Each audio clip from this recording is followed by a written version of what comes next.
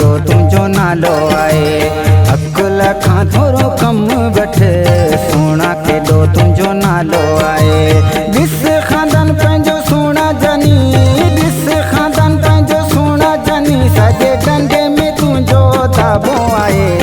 अकुल खां थोरो कमु वठि सोना केॾो तुंहिंजो नालो आहे। अकुल खां थोरो कमु वठि सोना केॾो तुंहिंजो नालो आहे। दोस्तों इन कलाम जो शाइर आहे ज़मींदार जामोद नंढे खां ऐं इन कलाम जे लाइ ख़ासि फरमाइश आहे उस्ताद ज़ीशान जामोद ऐं तनवीर जामोद जी ख़ासि फरमाइश, एहसान जामोद जी ख़ासि फरमाइश, शाइर मुज़म्मिल जामोद जी फरमाइश, अनस जामोद जी ख़ासि फरमाइश ऐं मामा आसिफ जामोद जी ख़ासि फरमाइश ऐं वधीक फरमाइश आहे गिदड़ीअ खां मीर असगर आचरी जी ख़ासि फरमाइश ऐं यारके खां फरमाइश आहे सुफियान शाह।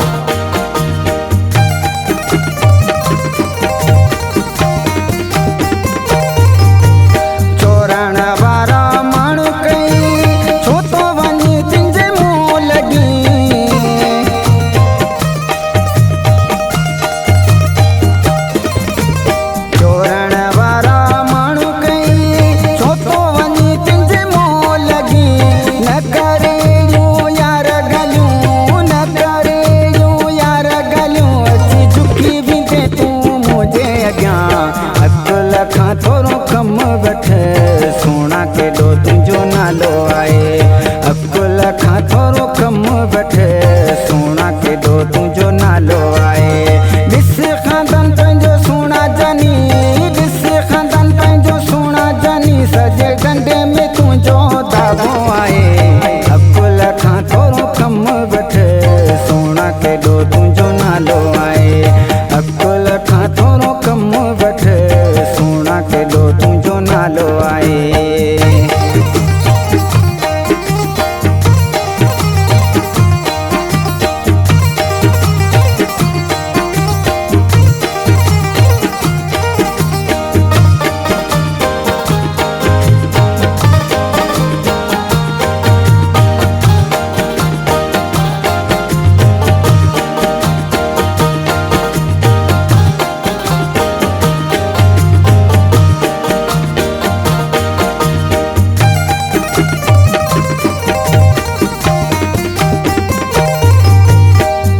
सां रखंदे जानी वेरे कोन जले सघंदे तूं तेरे।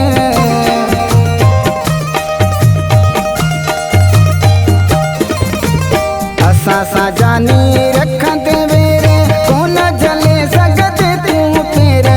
पोइ मरीज़िया तुंहिंजी जानी, पोइ मरीज़िया तुंहिंजी जानी, ॾिनो फ़ैसिलो मूं तुंहिंजे हथ आहे।